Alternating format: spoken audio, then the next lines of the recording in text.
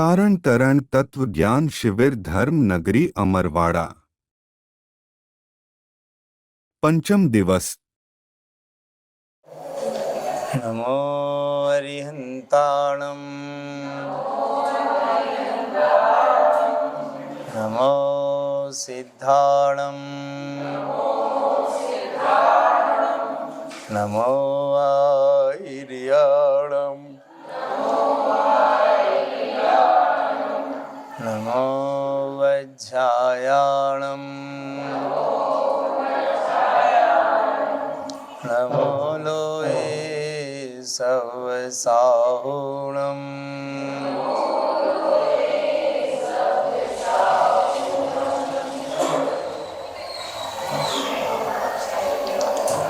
ओम शांति।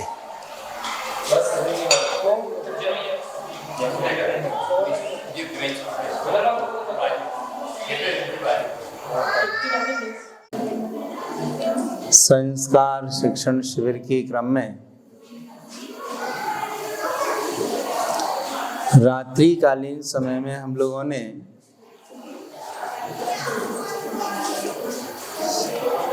तत्व संबंधी रहस्य को जानने का क्रम प्रारंभ किया था।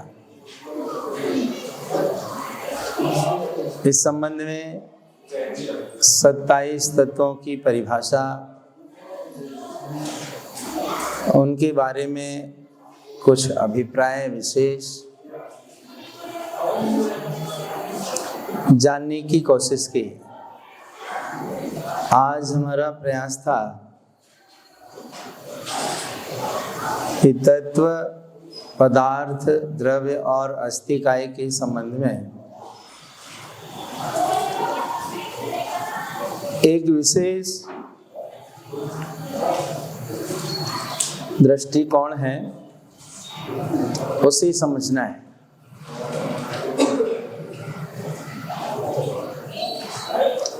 आज सुबह प्रश्न आया था कि जीव क्या है? तत्व है, पदार्थ है, द्रव्य है, अस्थिकाय है, क्या है? हमने थोड़ा सा आपको बतलाया था। उसका रहस्य क्या समझ में आया कि जीव तत्व भी है, पदार्थ भी है, द्रव्य भी है और अस्थिकाय भी है। वस्तु एक है, उसे हम किस दृष्टि से देखते हैं, ये हमारा देखने का जो दृष्टिकोण है, ये दृष्टिकोण ही वस्तु स्वरूप को स्पष्ट करने में सहायक बनता है। हमने जीव को कर्म रहित दृष्टि से देखा, तो काय से देखा? तत्व दृष्टि से। कर्म सहित देखा तो पदार्थ की अपेक्षा से। गुण पर्यायवान परिणमन वाला देखा तो द्रव्य की अपेक्षा से, और बहुप्रदेशी देखा तो अस्थिकाय की अपेक्षा से। तो वस्तु कितनी हुई? एक। बस एक वस्तु को हम जिस अपेक्षा से देखते हैं, वो वस्तु हमें उसी अपेक्षा अनुभव में आती है, ज्ञान का विषय बनती है। अब जैसे तत्व है, तत्व में तो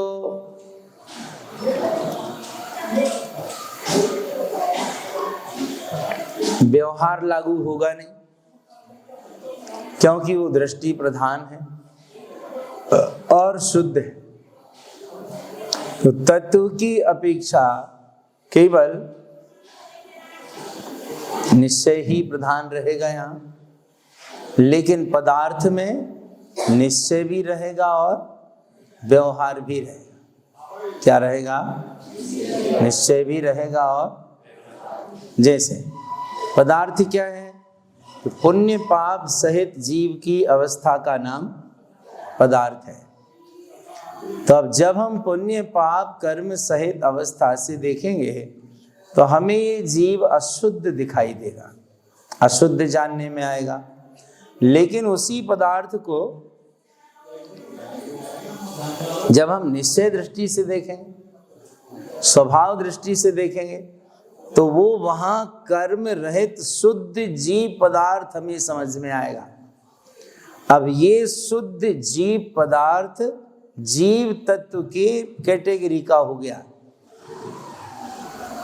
जैसा जीव तत्व है वैसा ही अब ये जीव पदार्थ हो गया, कर्म रहित हो गया ना। तो व्यवहार को, संयोग को हमने बाहर कर दिया, तो संयोग रहित जो वस्तु है जीव पदार्थ, वो निश्चय से जीव तत्व के समानांतर आने वाली है। ये केवल जानने का विषय है। हम एक वस्तु को अलग अलग अपेक्षा से समझना चाहते हैं। उजाला नहीं है, लाइट नहीं है, थोड़ा नहीं तो हमने बोर्ड पर बहुत सारी चीज लिख रखी है। रात संयोग है, हवा, पानी, बारिश संयोग है। जिंदगी ऐसे ही है, इसमें भी कभी अशुभ कर्म की हवाओं के तूफान चलते हैं, कभी अज्ञान का अंधेरा भी आता है। तरह तरह के उतार चढ़ाव अपने जीवन में आते हैं। जीवन की यात्रा भी ऐसे ही तरह तरह के अनुभव से जुड़ी हुई है। तो हम सामान्यतः, जैसे अभी आपको एक बात समझ में आ गई ना, तत्व की और पदार्थ की, कि पदार्थ को हम कर्म रहित दृष्टि से देखेंगे तो ये व्यवहार यहीं खत्म हो जाएगा और निश्चय नय से जीव पदार्थ भी शुद्ध जीव पदार्थ अनुभव में आए। तो शुद्ध जीव पदार्थ कहो या जीव तत्व कहो, दोनों बात एक ही है। अब चूंकि पदार्थ की अपेक्षा में कर्म की प्रधानता है, काय की प्रधानता है? कर्म की। और जहां कर्म होता है वहां सुख दुख होगा कि नहीं होगा? होगा। पुण्य पाप होगा कि नहीं होगा? होगा। जन्म मरण होगा कि नहीं होगा? होगा। तो जो पुण्य पाप का परिणमन चल रहा है, स्वाभाविक वैभाविक परिणमन चल रहा है, जन्म मरण का सारा योग नियोग चल रहा है, ये कौन सी चीज में हो रहा है? कौन सी जीव में हो रहा है? हाँ बोलिए, कौन सी जीव में हो रहा है? हाँ? ये जन्म मरण पुण्य पाप ये सब किस में हो रहा है?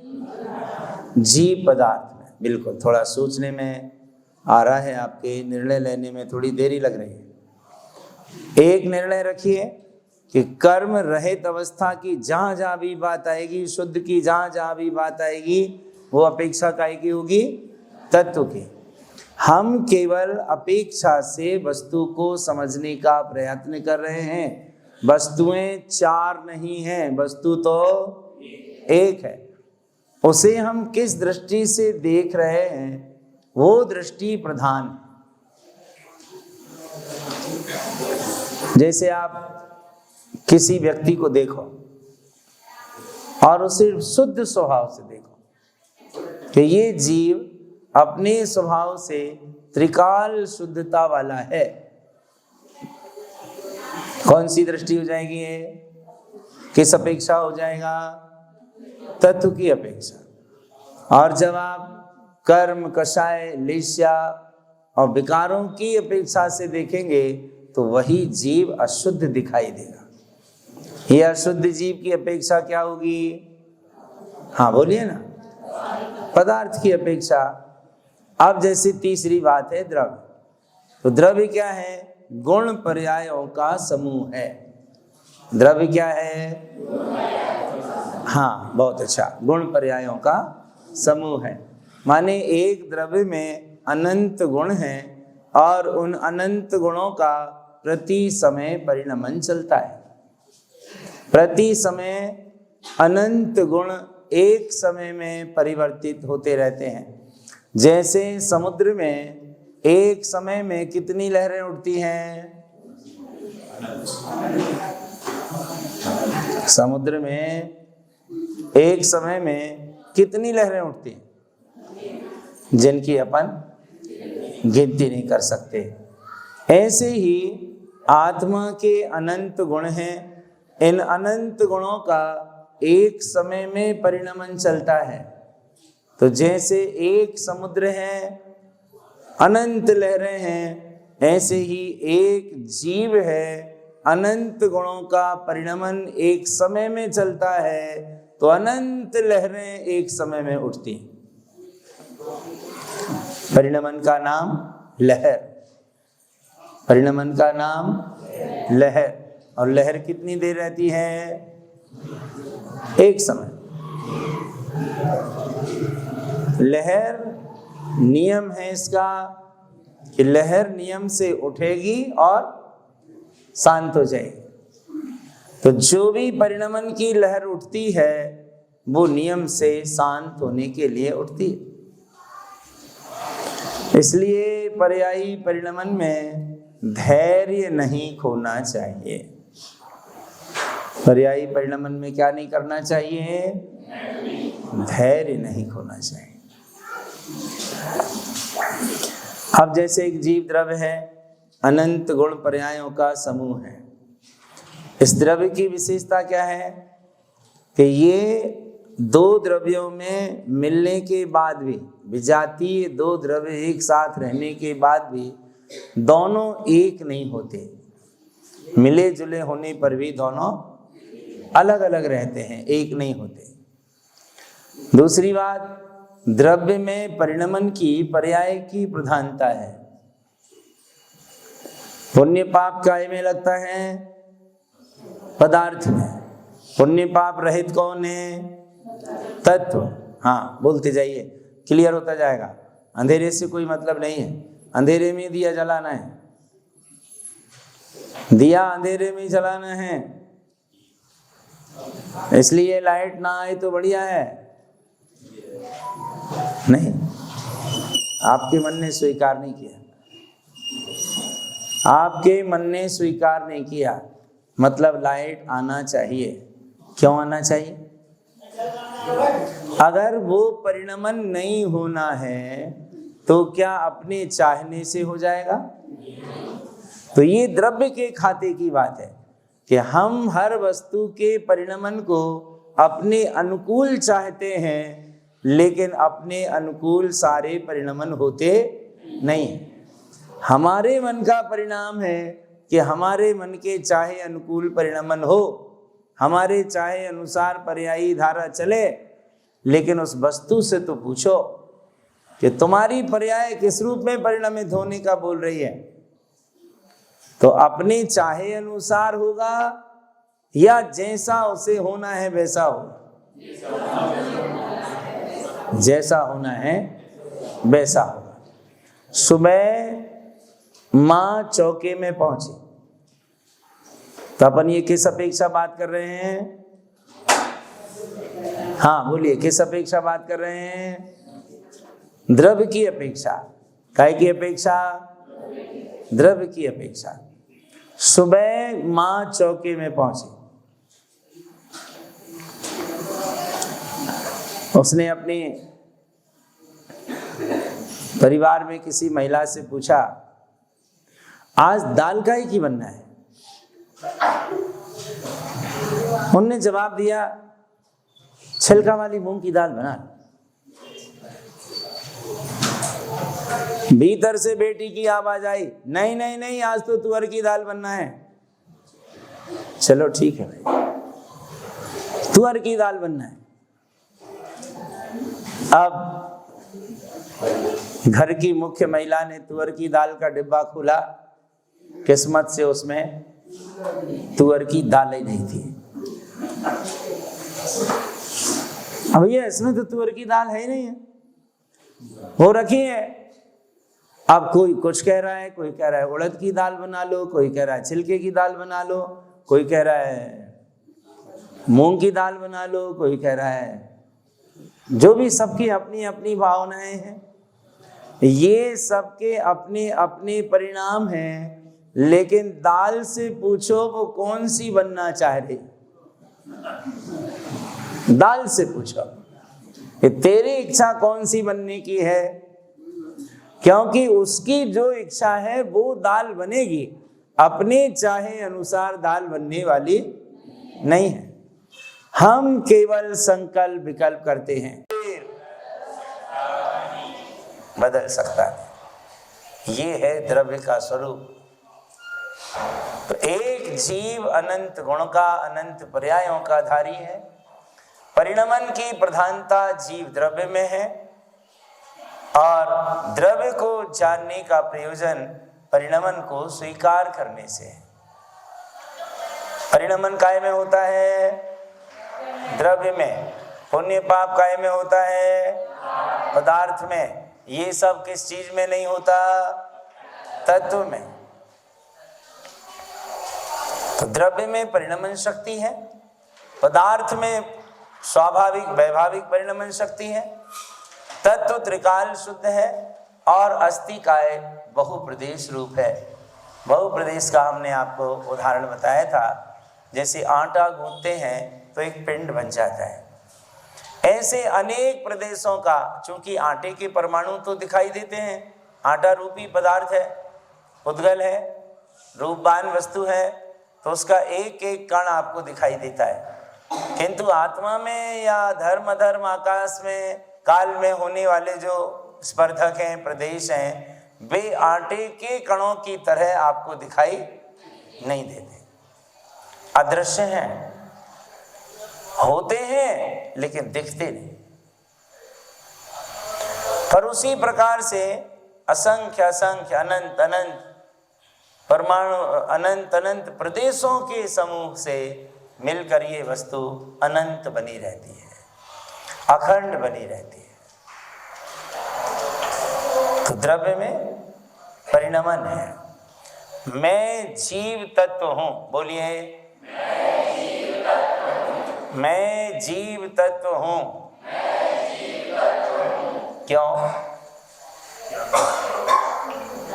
आप जीव तत्व हैं क्यों? अच्छे से उत्तर दो, लाइट आ जाएगी, है ना। लेकिन ये वहम मत पाल लेना कि अच्छे से हम बोल देंगे और लाइट आ ही जाएगी। जरूरी नहीं है। कहो रात भर ना आए, फिर आप कहोगे देखो उन्होंने कहा था कि अच्छे से जवाब देना तो लाइट आएगी, लेकिन हम अच्छे से जवाब नहीं दे पाए इसलिए लाइट रात भर नहीं आई। तो गलती किसकी? किसकी गलती? बोलने वाले की। और मान लो आप अच्छे से जवाब दो और लाइट आ जाए तो आप क्या मान लोगे? वाह, हमने अच्छे से जवाब दिया और देखो। अरे अच्छे से जवाब देना की उसकी अपनी योग्यता है और लाइट आने की उसकी अपनी योग्यता है। आपके उत्तर देने नहीं देने से लाइट आने नहीं आने का कोई वास्ता नहीं है, कोई संबंध नहीं है। ऐसा ही होता है कि आपने किसी बात के लिए सोचा, चाहा और काम हो गया तो आप वाह मैं ही तो हूं। और मान लो चाहा और काम नहीं हुआ तो नहीं, मैंने तो कहा था, वो तो मम्मी ने मना कर दिया इसलिए काम घर बिगड़ गया। मैंने तो कहा था, मम्मी ने मना कर दिया, मम्मी कह देती तो हो जाता। तो दोष किसके सिर पे गया? मम्मी के सिर पे। और काम क्यों नहीं हुआ? क्योंकि तत्समय की योग्यता नहीं थी। बस काम कुछ और होता है और हम किसी के सिर सेहरा बांध देते हैं काम होने का और किसी के सिर सेहरा बांध देते हैं बदनामी का। बाकी कार्य तत्समय की योग्यता अनुसार होता है।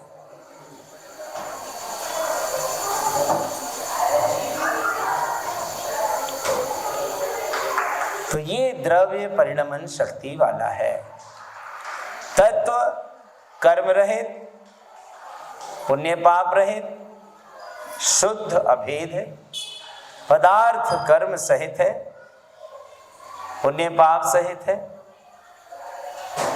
जो भी स्वभाव विभाव परिणमन है वो सब पदार्थ में है। द्रव्य में क्रियावती शक्ति है। क्रियावती शक्ति के कारण वस्तु एक स्थान से दूसरे स्थान पर गमन करती है, आ सकती है, जा सकती है। लेकिन 4 द्रव्यों में क्रियावती शक्ति नहीं होती। कौन कौन से द्रव्यों में? बहुत बढ़िया, धर्म, अधर्म, आकाश और काल, इनमें क्रियावती शक्ति नहीं होती। कितने द्रव्यों में होती है? 1 या 2 में? 1 द्रव्य में है। 1 में होती है कि 2 में होती है? 2 में होती है। 2 कौन कौन?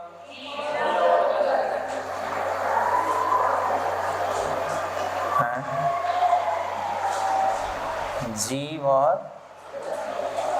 उद्गल या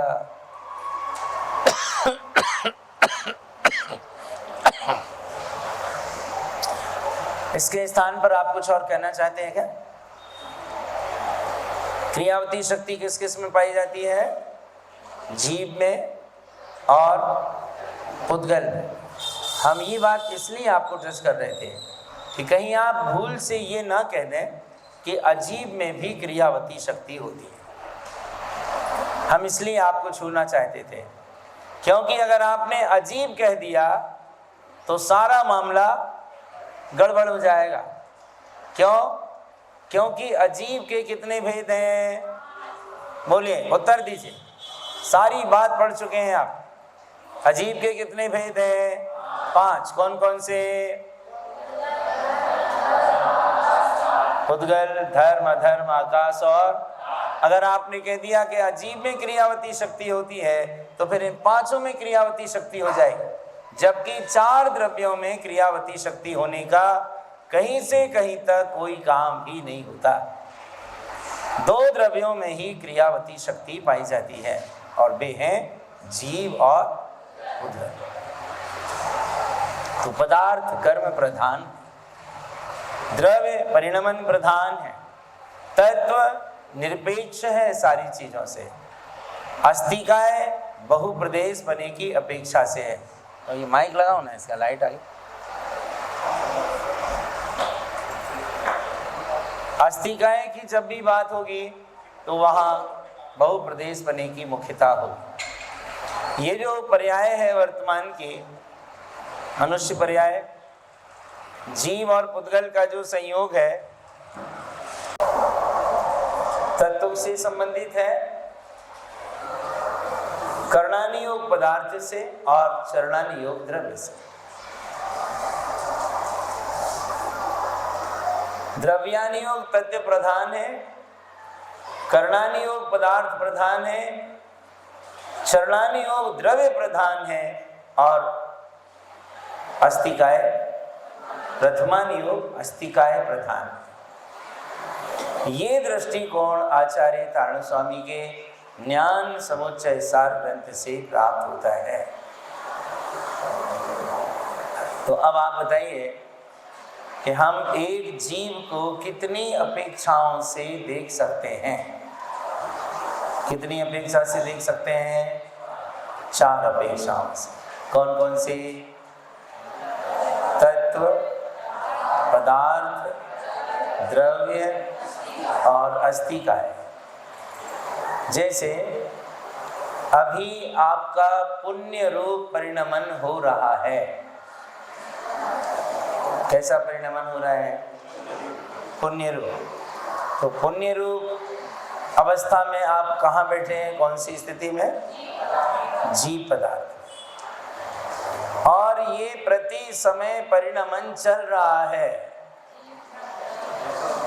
प्रति समय परिणमन चल रहा है। तो कहाँ पहुंच गए आप? जीव द्रव्य। और ये संयोगी पर्याय वर्तमान में बहुप्रदेश रूप उपस्थित है। कहाँ पहुंच गए? अस्तिकाय।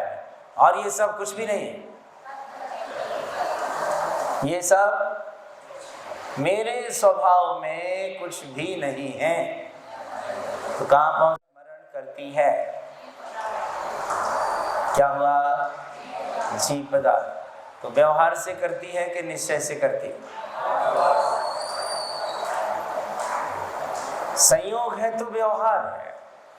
आत्मा जन्म मरण से रहित है, क्या हुआ? जीव तत्व। किस अपेक्षा? जन्म मरण नहीं होता। एक छोटी सी घटना है।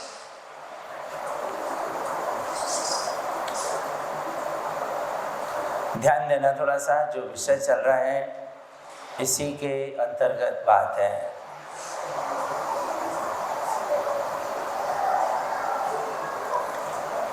प्रभाकर भट्ट ने आचार्य योगेंद्र देव से पूछा, महाराज ये आत्मा कैसा है? ये संसार में जन्म मरण क्यों करता है?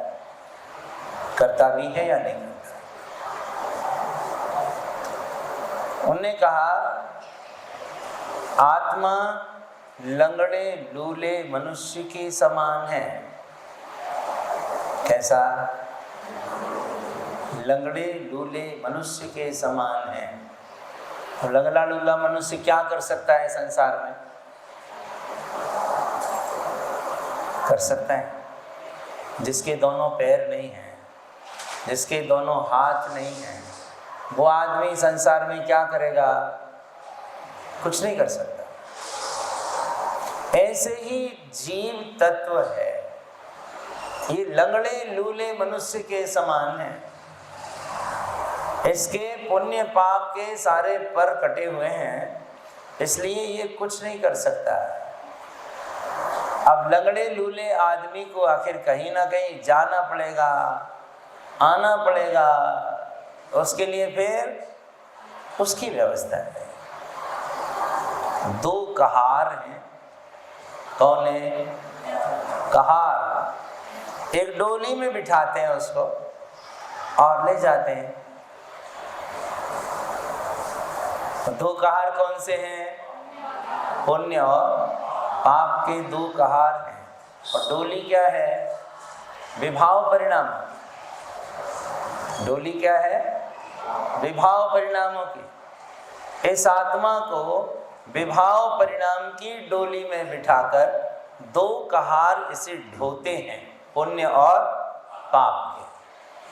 कभी स्वर्ग ले जाते हैं, कभी नरक ले जाते हैं, कभी त्रियंश गति ले जाते हैं, तो कभी मनुष्य गति ले जाते हैं।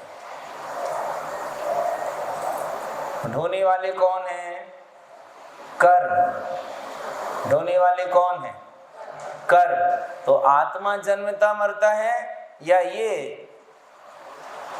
सेवा करने में लगे हैं, व्यवस्था बनाने में लगे हैं, इसलिए हो रहा है। आत्मा स्वभाव से ना जन्मता है और ना मरता है। आत्मा का ना जन्म है और ना मरण है।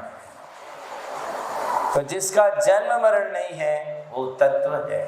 जिसका जन्म मरण है वो, हाँ बोलिए, जन्म मरण है वो, जिसका परिणमन है वो द्रव्य है, और जो बहुप्रदेशी है सो अस्तिकाय है। इसमें कर्म रहित दशा, शुद्ध दशा निश्चय के खाते में जाएगी, और भेद, पुण्य पाप कर्म आदि मिश्रित अशुद्ध दशा का संयोग, ये सब व्यवहार के खाते में जाएगा।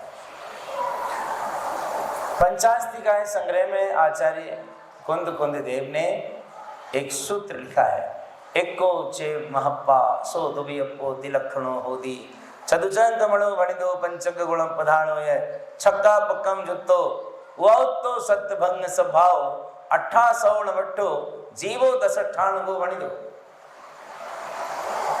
अब आप कह रहे हैं जीव एक है। जीव कितना है? जीव कितना है? एक है कि अनेक है? भेद वाला है कि अभेद वाला है? हाँ जी, अभेद वाला है। ये कह रहे हैं भेद वाला है। जीव एक है, उपयोग की अपेक्षा से दो भेद वाला है।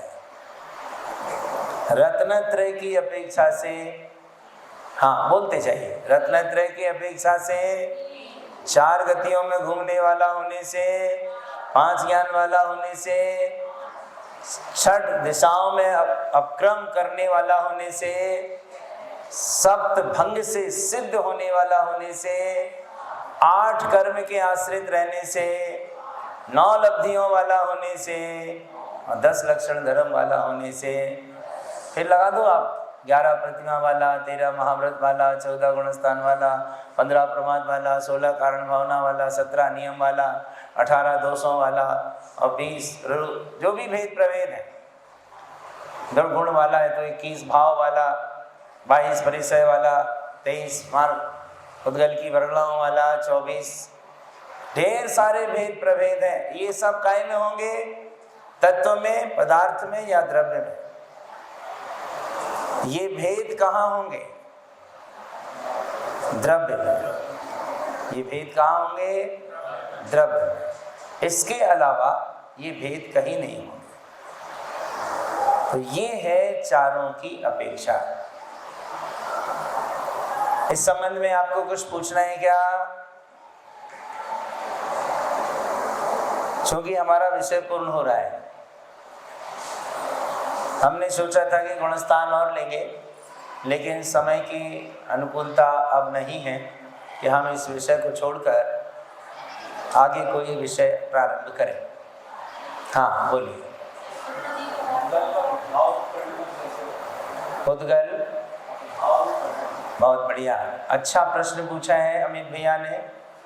उद्गल विभाव रूप परिणमन कैसे करता है? अभी इधर से भी कुछ आवाज आ रही थी, अपना प्रश्न ध्यान में रखिए, इसके बाद आपको अपनी बात रखना है। जीव को समझ ले पहले। जीव स्वभाव से शुद्ध है, ये शुद्ध स्वभाव में रहे, ये इसका स्वाभाविक परिणमन। और जब जीव मोह राग द्वेष या कर्म आदि के सहित परिणमन करता है तो इसका ये अशुद्ध परिणमन। उद्गल के हमने आपको 2 भेद लिखवाए थे। कौन कौन से? हाँ जी, परमाणु और स्कंद। तो परमाणु जो पुद्गल का एक शुद्ध परमाणु है जिसका दूसरा विभाग नहीं हो सकता, वो स्वाभाविक पुद्गल है, वो शुद्ध पुद्गल, वो शुद्ध पुद्गल का परिणमन। एक परमाणु जो अपने आप में परिणमन कर रहा है, ये पुद्गल का शुद्ध रूप है। 2 या 2 से अधिक परमाणुओं से मिले पिंड को स्कंद कहते हैं। तो जहां 2 परमाणु मिले या 2 से अधिक पुद्गल पर वर्गणाएं इकट्ठी हुई, वो अशुद्ध पुद्गल हो गया। ये पिंड दिख रहा है, ये अशुद्ध है। इसे आप एक शुद्ध परमाणु देख सकते हैं द्रव्य दृष्टि के द्वारा। स्कंद ना देखकर इसे अपन एक शुद्ध पुद्गल परमाणु देखें। बड़े महाराज जी कहते थे ना, जगह अंधियारो धूरा को ढेर सारो। तब जे सब कुछ भी दिख रहा है, ये दिखने वाला केवल भ्रम है। दरअसल ये सब पुद्गल के ढेर हैं, ये सब पुद्गल परमाणुओं के स्कंध हैं। ये स्कंध पुद्गल का वैभाविक परिणमन कहलाता है। बोलिए। थोड़ी आवाज हमें सुनाई पड़े।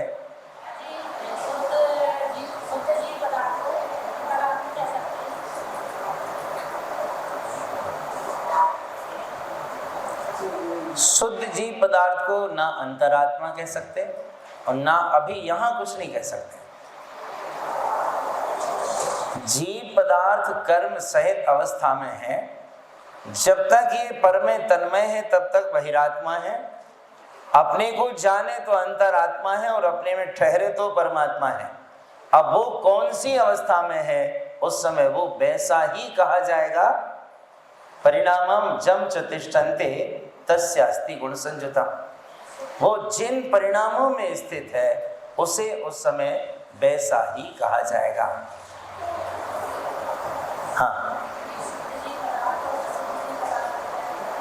शुद्ध जीव पदार्थ को अंतरात्मा और अशुद्ध जीव पदार्थ को बहिरात्मा, ऐसा सिद्धांत नहीं बनता। क्योंकि शुद्धता अशुद्धता कर्मकृत अवस्थाएं हैं। बहिरात्मा अंतरात्मा अंतरंग की मान्यता और श्रद्धांश से संबंधित अवस्थाएं हैं। इसलिए श्रद्धांगत अवस्थाओं के आधार पर हम बाह्य की अवस्थाओं से मिलान करके निर्णय नहीं कर सकते। संयोगकृत अशुद्धता अशुद्धता अलग चीज है और मान्यता से होने वाला बहिरात्मना अंतरात्मना अलग चीज है। हाँ जी, और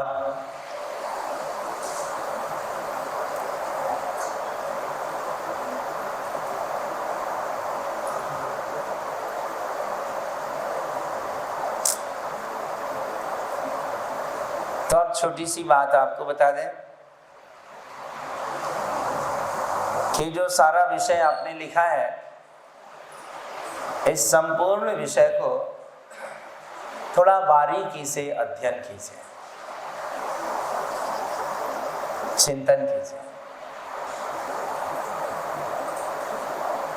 लगभग 100 शिविरार्थियों ने कापियां बनाई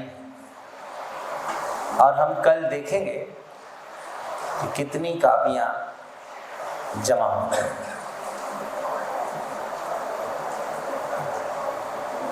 अपनी कापी को व्यवस्थित कीजिए, विषय अपूर्ण ना रहे किसी कापी में, ये जिम्मेदारी आपकी है।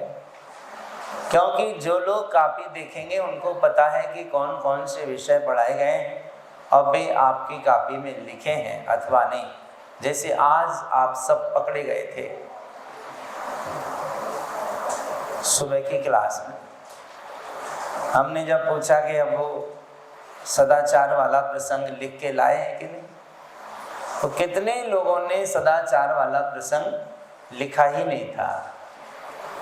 अब बाद में लिखा होगा यहाँ से जाने के बाद, जब पता चल गया कि अब तो ठीक ठाक नहीं है, इसलिए लिखना ज़्यादा अच्छा है।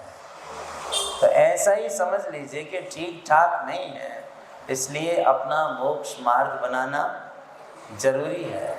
संसार में कहीं ठीक ठाक नहीं, सब संकर विकर झंझट आकुलता क्लेश दुख, ये सब संसार का स्वरूप है। इसलिए अपनी दृष्टि को तत्व दृष्टि बनाएं। ये पुण्य पाप के परिणमन से या शुद्ध अशुद्ध परिणमन से अपनी दृष्टि को हटाएं और स्वभाव का आश्रय ग्रहण करें। अपने जीवन में कल्याण का मार्ग प्रशस्त करें। यही श्री गुरु का हम सबके लिए मंगलमय संदेश।